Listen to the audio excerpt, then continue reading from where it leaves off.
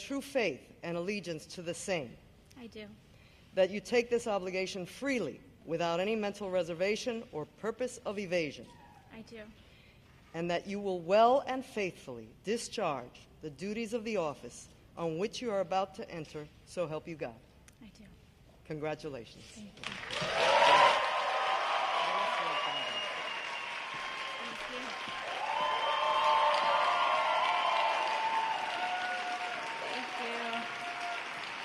Thank you. Thank you, everyone.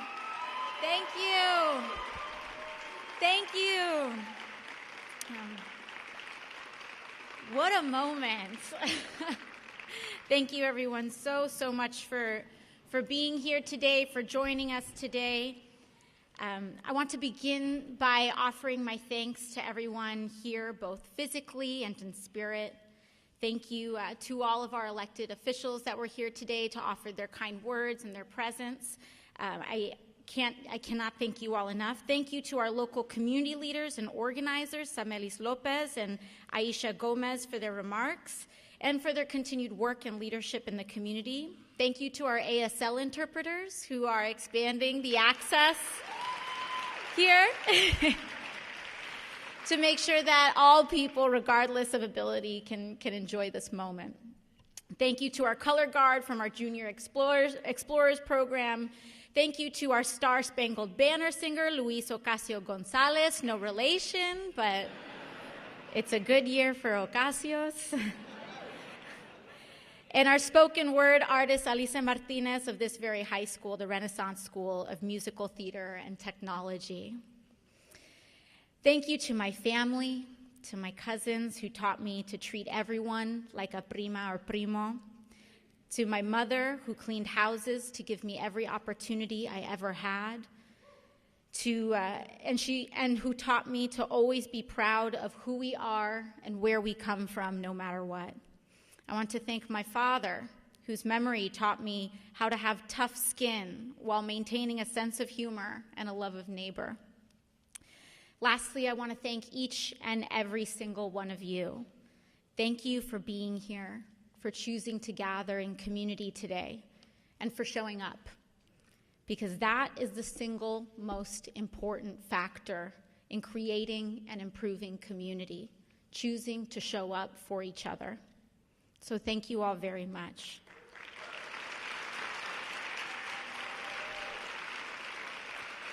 Gracias a todos por venir aquí hoy.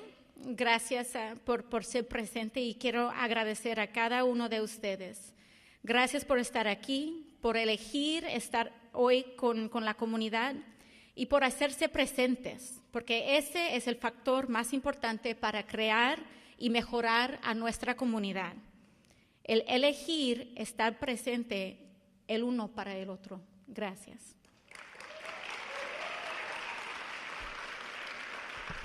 Wow. We've had quite a first 6 weeks. It would have been earlier, but the government was shut down for a month. We entered and we were sworn in to a government shutdown. We had to navigate a situation, a hostage situation, where Republicans took every federal worker's paycheck hostage in order to build an unpopular wall that the majority of the American people don't want. But we ended it, and we got through it, and we defeated it. But I want to make clear that while us as elected officials negotiated a great deal during that time, it wasn't us who ended the government shutdown. It was you. It was Bronx and Queens residents like Mr. Obed of Morris Park, a JFK air traffic controller and a Yemeni immigrant who called me on the same week that the second paycheck was about to be missed by federal workers. And he told me his story. I spoke with Mr. Obed for about 30 minutes on the phone, and I was able to translate his story into a speech on the House floor. Because in a time when the government was shut down, they were trying to pit federal workers against immigrants. They were trying to hold a paycheck hostage to get people to approve a wall that they knew was wrong. But the thing about New York City is that our federal workers know that we cannot be separated. And Mr. Obed was a perfect example because he was a federal worker that was also an immigrant. We know that these issues, economic, social, and racial, cannot be separated apart to split us apart. We have to reject those binary choices outright. And when we told that story on the floor of Congress, it very quickly became the most viewed video on C-SPAN by a House member of all time.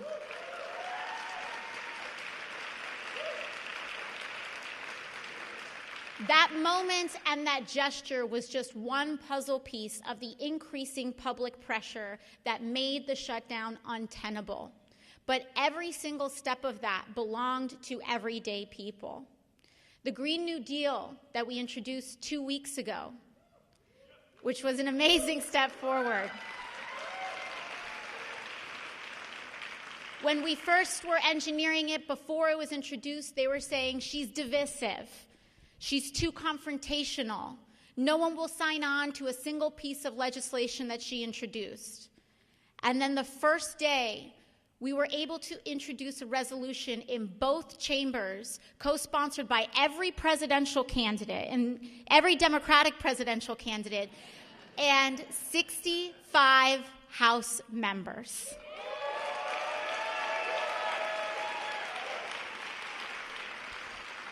And I'd also like to thank my colleague, Adriano Espaillat, Congressman Espaillat from the Heights here, who was one of our early co-sponsors as well.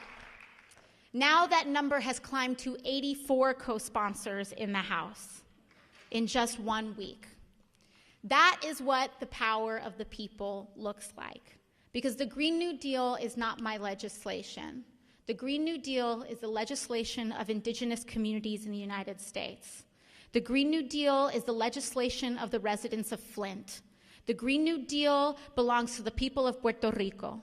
The Green New Deal belongs to the coal miners in West Virginia. It belongs to the victims of wildfires in California. And when we center our communities and allow them to lead, anything is possible. Anything is possible.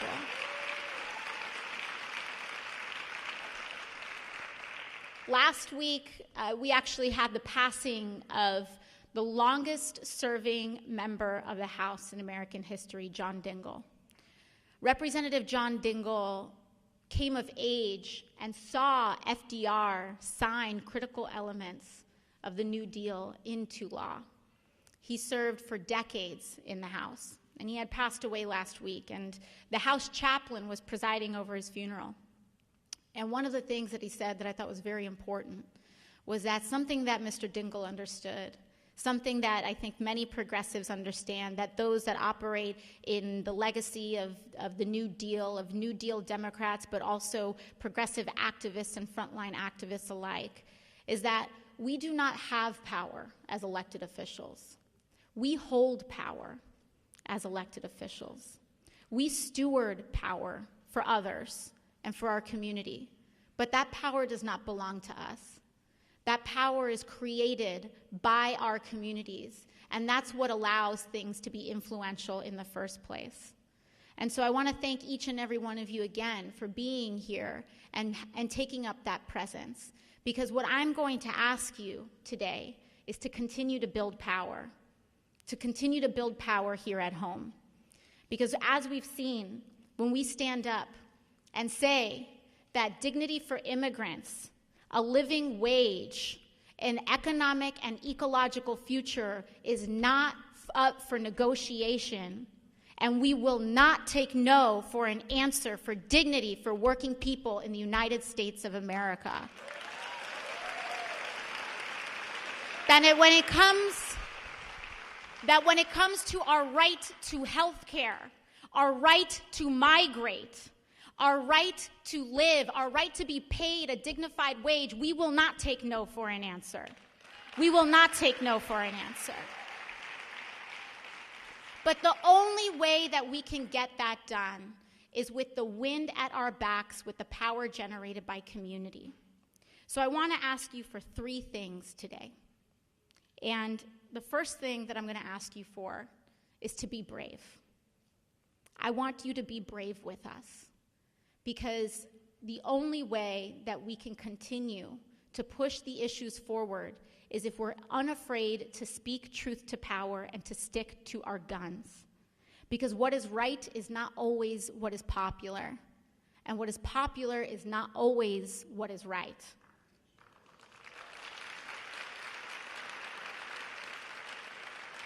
When we stand up for the rights of people of color, they will say, why are you being divisive? When we stand up for the rights of immigrants, they'll say, what about us? And what we are here to do is reject the zero-sum mentality that another person's gain must necessitate another's loss. We reject that world. We reject that world. We reject that form of economics. We reject that form of politics. We do not have to reject economic growth for social dignity and vice versa. We can have both. We can have both. And so I want you to be brave with us, because that courage, even though what is right is not always what is popular and vice versa, when we have the courage to stand and advocate for our values, we can make the right thing the popular thing. We can. But it can't just be me, and it can't just be up to any one of us. We have to do that as a community. The second thing that I'm going to ask is to work alongside us. Not just work with us, but to work alongside us. I'm going to ask you today to consider doing things like joining your PTA, or to maybe show up to your community board meeting for the first time, or to lead a Girl Scout troop. Yeah! I'm a former Girl Scout, so I have to do the plug. Cookie season, guys. I want to ask you to engage in your community. You know, so often here in New York City, we can go years living on our floor and never knock on our neighbor's door. And I'm asking you to knock on your neighbor's door. I'm asking you to check in on each other, to talk to people that you've never talked to before. In fact, let's take a moment, and I want you to turn around and shake the hand of everyone around you. And greet them. I should have done that at the beginning. Sorry, guys.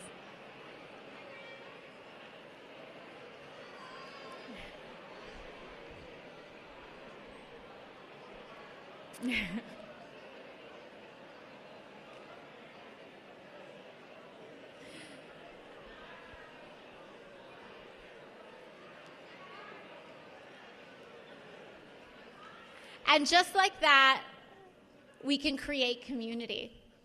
It really just takes that invitation to do that. It really takes that pause to get to know and really see the faces of the people around us. It's so easy, the culture of our city, to just, head down, walk to the subway, go to work, do your thing, and come back. But when we actually take the moment to look up and look at the people around us, to see that they're, if you do it enough, the faces on the subway start to become familiar, then it allows us to fight for each other. So I'm asking you to work alongside us in creating that community, because the more we create that community here in the Bronx and the more that we do it in Queens, the more powerful we become, the more capable of change we are. And we did see that this week. We did see that this week, because when we do that, and when we fight for ourselves, and we say, it's not just about any job, we need to have a dignified job. We need to create dignified jobs in New York City, jobs that pay well, jobs that contribute to community, jobs that are part of a moral economy. We do not have to settle for scraps in the greatest city in the world.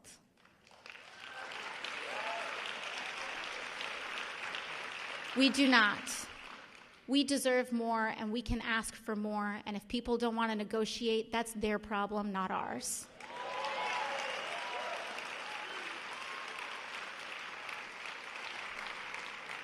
And the last thing I want to ask for today is to have a relationship with us. with our office. I want to recognize all of the folks from our office that are here today, starting with our district director. If you could stand up, Maribel, Shoykat, Noreen, Dan, Claudia. Stay standing if you guys can. Claudia, Clarissa. They're not here. Randy. They're not here right now, but Dan's here. Sorry, I'm like looking. Annika. They may not be here right now, but Ariel Ekblad, Kingsley, Corbin. This is your team. These are your public servants.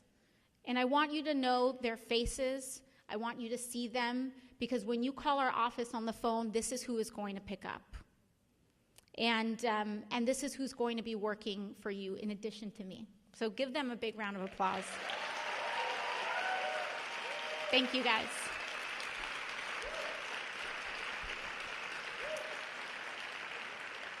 Because we're all in this together, and so what I want to ask you all today is to have a relationship with us.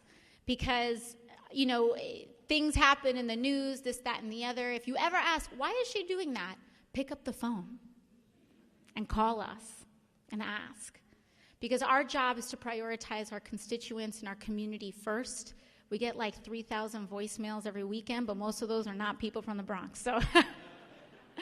So understand, and I want to ask you to have a relationship with us, because the only way that we can continue to navigate and advocate for the community is when the community tells us how they feel. So, don't make it a big to-do. Don't get nervous. Know that the people who are going to pick up, our job is to listen, and our job is to advocate and to connect. So invite us to your local events, invite us to your block, invite us to your PTA, invite us, and we will invite you. And so I just want to let you all know that we do have that plan charted out. We're going to be committing to having a town hall every month as long as it's logistically possible.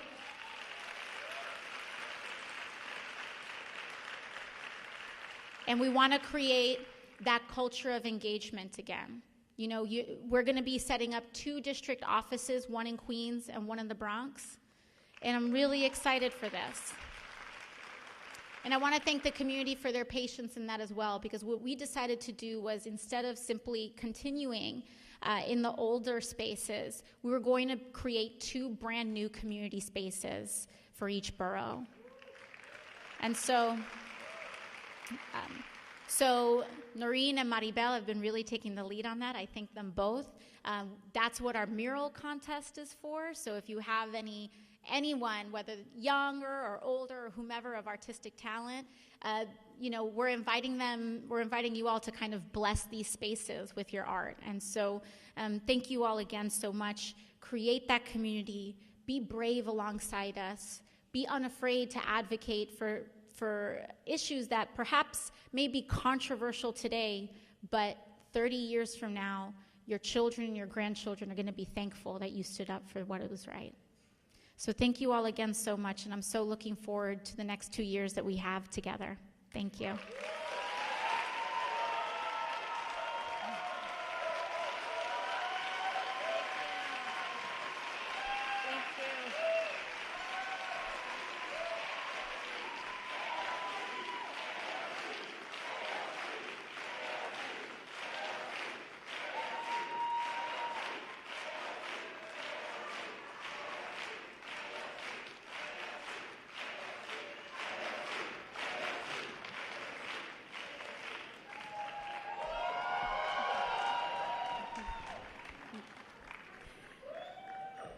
Thank you all for coming out and sharing this monumental moment.